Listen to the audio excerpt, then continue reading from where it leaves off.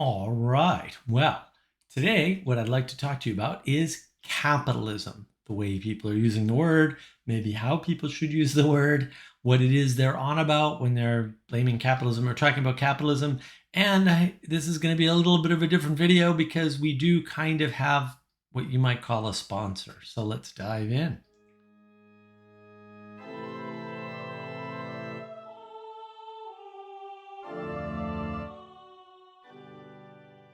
The way I classify how people are talking about capitalism is as if it is a mind control space dragon. And that leads us into our sponsor. Today's video is sponsored by Space Dragons. That's right, psychic space dragons, because psychic space dragons are cool. Just notice the psychic space dragon flying around. He's cool. So my friend Sally Joe came up with psychic space dragons based on my mind control space dragon idea that is capitalism. And she has made a bunch of artwork around that. And so this video is sponsored by that. Check out the link to her Redbubble store if you want to buy some psychic space dragons. They're very handy. There's a bunch of them. You can check them out and see how you like them. And I thought this would be a little, inject a little fun into the videos. And that's where the psychic space dragons came from, is this idea of capitalism being a mind control space dragon.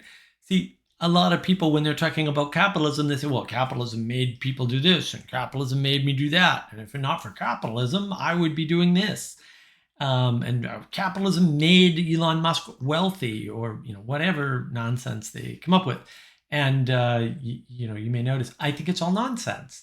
That's not the way capitalism works. It's not what capitalism does. Capitalism is not an agent in the world. It can't force you to do things. It can't force other people to do things. And it's just a bad way to think about what's happening. So we've got money. I've got videos on money, right? I've got videos on what money is. I've got a couple of them, and I've got a video on the economy and what the economy is. And this is wrapped up in capitalism. So the way I think about capitalism is it's a measure of economic freedom, right? So the more capitalism you have, the more access to capital you have. It's not necessarily the wealthier you are, but the wealthier you have the option to become. So the free flow of money from you to someone or something else is the measure of capitalism. The freer that flow, the more capitalism you have, or the more access to capitalism you have. And what you do with that is up to you, right? So children at the third generation of wealth tend to blow all that money. So it's not like capitalism as measured by wealth has a net effect of always making you richer, because it's not what happens at all. In fact, usually the wealthy people are the first generation ones that made the money, right? And you can criticize how they made the money all day long, but they made the money. And then, of course, because they have children, that fortune gets split, and then it's a lesser fortune. So having money doesn't make money go up necessarily, right? Although it takes money to make money, right? So, and the more money you have, the easier it is to make more money. Also true, right? But if your gold isn't worth the same as the king's gold, you can have all the gold you want, and you're not going to be able to have the buying power that you need. And therefore, your capitalism is low, even though you may have access to something very valuable. And this has happened in history, and it continues to happen today in some countries, right? So, for example, it is much harder for you to do things with the same amount of money in India, because they still have, to some extent, a class system, right? And where you were born, which family you were born into actually matters. And so families with a certain last name have better access to capital, right? And so they have a limited form of capitalism. And I would argue all forms of capitalism are limited. There's no perfect capitalism. But you can always flip that around and say, true communism hasn't been tried. I would say, yeah, true capitalism hasn't been tried either. Not that I want to, though. The difference between me and the communists is I don't want to try true capitalism, and I don't want them to try true communism. I think they're both born of idealism, and probably bad ideas. The fact is, every capitalist attempt so far has had limits on the amount of capitalism, the amount of freedom of trade that goes on. Like, there are certain things you cannot buy and sell in the United States. They're just not an option, whether that be guns or people or whatever. And you can argue that there was a time when some of these things weren't true. Also true. We fixed that though, so let's move on. Right? So, yeah, I mean, it was much easier to buy a cannon 150 years ago. You can't really buy a cannon very easily anymore. And that's a restriction on capitalism, right? There's banking regulations, right? And some of these things are good to prevent fraud. Some of these things are good to prevent runaway money, although most government attempts throughout history in the United States to limit capital have failed. They failed for good reason. That is because the economy is a very large thing that no single person or group of people understands very well. And that's evidenced by the fact that every time they try to interfere in it, they fail. Like, economics is a failed attempt. And when it seems to work, and Nassim Taleb talks about this in his books, you should read all his books, they're wonderful. But Nassim Taleb talks about this. When economists seem to be doing well, the economy is just chugging along, and what they do doesn't seem to have any effect or much effect. But when things get extreme, and they oddly never see these things coming, very strange, they're always missing that big event that, for some people who aren't economists is rather obvious. Probably no coincidence there. They seem to overcorrect or undercorrect, or in any case, not be able to fix it, which is, super unfortunate for the rest of us, especially because we've put them in charge of our capitalism and they seem to be breaking it. So that would be my argument against the sort of the view of capitalism. Nobody's putting out unfettered capitalism. That just doesn't happen. People like limitations on things. There's lots of good limitations, or some bad limitations too. We tend to get in trouble when we release limitations. So, one thing we've done is repeal Glass-Steagall in the United States, and it's easy to argue and probably correct that is a contributing factor to the 2008 financial housing crisis, right? Kind of easy to see the relationship there. And there's a cause and effect. There's a line of effect right from the moment that happened to the moment the housing market blew up. That's a real thing. You can just go plot it on a graph. Not that hard. And people have done that, and people have shown that graph, and people continue to ignore this data, right? Because they want to blame capitalism. And look, I mean, having that limitation was good. We should bring it back. Having limitations on how people buy things and what people can buy, and even having taxes on things that you want to discourage and encourage, are all things that I support within reason, within limits. Most people do. Now, I have met a few crazy people, but a very few who believe in sort of unfettered capitalism, right? That the free market, right? The total free market, which is usually what people are complaining about, by the way. If the market is free and you are unsuccessful, then you suck. That's the implication anyway. And so I can understand why people are upset about the free market if it reveals their inadequacies or their incompetence or their ignorance or their inability or their fear, right? I get that. But also, maybe that's you. Just saying. Right? So, and it's not going to work for everybody. Like, some people are unlucky. I've met unlucky people. They exist. Scary thing. But some people are just unlucky. Things just happen to them. They move somewhere and, there's a 1 in 100 flood or storm or whatever, and they lose everything. And then they move somewhere else to get away from that thing, which is sort of a foolish move, by the way. And it happens again. I've met people like this. It's really unfortunate. So, you just can't blame every other thing, because sometimes you're just unlucky, right? And sometimes it's you. Like, sometimes there's inadequacy in you. And so blaming capitalism doesn't really work. But using capitalism as a measure of your economic freedom, or the economic freedom of an individual or a group of people or a country or whatever, seems to be a very useful way to understand the world. It's not perfect by any means, but I think it's really helpful. I've been using it for years, and it's fantastic. Like, you can just see and I think Jordan Peterson to some extent makes these cases, right? Like when you have a freedom of trade, right, or more free trade or free market, people tend to do better because you're giving an equal opportunity to everybody to rise to the top. And when you do that, you have a larger pool of people that can rise to the top. And so in that model, you will, in theory, catch the maximum number of people that can rise to the top because you're drawing from a larger number, right? That's good for everybody because a rising tide raises all boats. It doesn't raise them all equally because tides are only one factor in how high your boat is, but it does raise them. And so, you can make arguments against trickle down economics and things like that all day long, but the correlation seems to work. Just saying, pragmatist, like the data, look at the data, enjoy the data.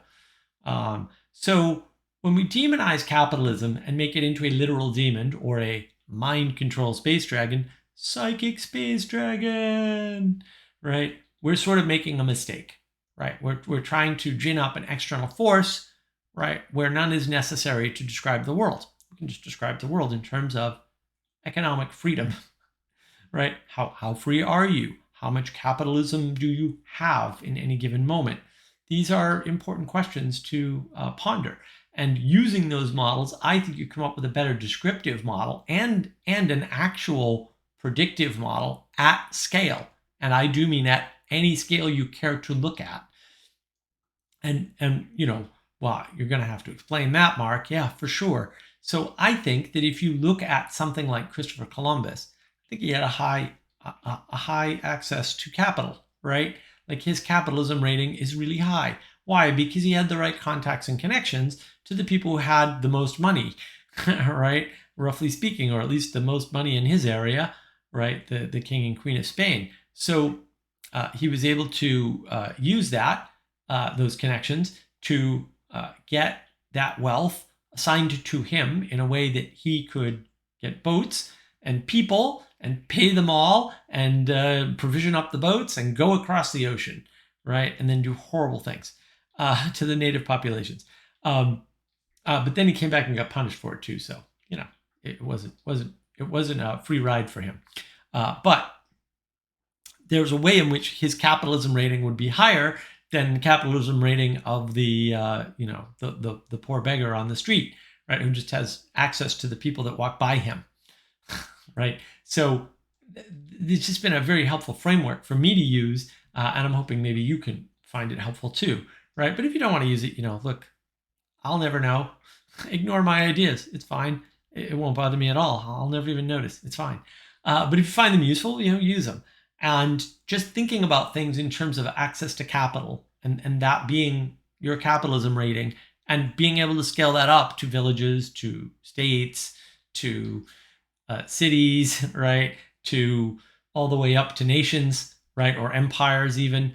I think it's helpful. I think it explains a lot of history, actually, in my opinion. It allows you to explain a lot of successive people and realize the goodness that's in a larger free market, right? Because the larger free market, when you have capitalism equally spread out or roughly equally spread out, is a better thing for the society, like for everybody, for the whole world, even the people that aren't in that system, right? Because when one outfit prospers, many others do. And you can sort of understand this by looking at the so-called Gilded Age in the United States. So, what happened in the Gilded Age? What happened was this new breed of wealth came up, right? They're often referred to as robber barons, rather unfairly. There are reasons for that, but they're mostly around jealousy and bad framing. But what they did was they became wealthy as individuals who had never known wealth, right? This is new wealth. They're the nouveau riche, as it were, almost exclusively out of New York City, by the way, or at least not out of the Boston area, which is part of where the trouble comes from between Boston and New York, although it dates back older than that. So they made enormous fortunes, just enormous fortunes, and those fortunes came from people who didn't have wealth before, right? And when they built the houses, say the cottages in Rhode Island, which I've been to, by the way. There's a bunch of so-called summer cottages, right? They're the mansions on I think it's Bellevue Ave, if I remember correctly. Beautiful, just beautiful buildings. What did they do? They hired craftsmen from Italy to come to the United States to build them things for their mansions. Sculptures to sculpt the outsides of the buildings, to paint them. Artistic works. They hired bunches of workmen to do this work for them, craftsmen, and some of it's absolutely beautiful. Like, you haven't been out there, you got to go to the Newport mansions. They're quite pretty, and they're well worth visiting. So that helped a bunch of people who otherwise, like, those people wouldn't have had employment necessarily, right? Or they wouldn't have had as good employment because they were very well paid, right? They get their trip to the United States paid for, right? A bunch of people had to quarry a bunch of marble, right? A bunch of people had to go pound some gold into gold leaf, because some of the walls are actually inlaid with gold leaf. That wasn't uncommon for the Newport mansions. All these mansions got built all over. There's one in North Carolina outside of Asheville, I believe, right? So they got built all over, and that wealth helped a bunch of people all around the world, basically, right? Because when you buy raw materials to build one of these ridiculous mansions, and they are ridiculous, but it's their money, like capitalism rules, so I'm okay with it. A lot of people benefit, and then they had servants, so they used to move house. So when they moved summer and winter quarters every year, these families, like the Vanderbilts, right, and the Rockefellers, etc., and they would have quite a few people with them to do the moving. And those people had jobs because of that, and they were very high-paying jobs. So they benefited quite a bit. So you can see the way in which just the top-end capitalism helps a bunch of people that aren't sort of at the top end, right? It brings up the bottom. This is that a rising tide raises all boats sort of metaphor again. And I think that's true.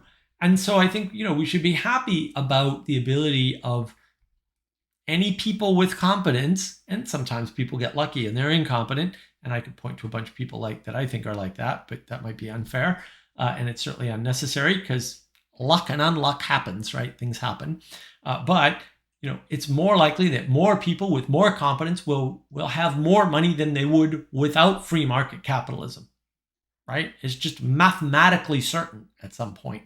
And I think we've reached that point, by the way. Not that I don't think we could improve upon the amount of capitalism in the United States, for example, right? There are some tweaks I'd like to see, and we're all good critics, because that's an easy job. I sort of went over that in my postmodernism video, right? 3-year-olds are good critics because they ask why until you don't have an answer. But check that video out if you want to know more about that style of critique. And certainly there are legitimate ways we could find to improve capitalism and free market capitalism in particular. But that's not what this video is about, just about how people are using it.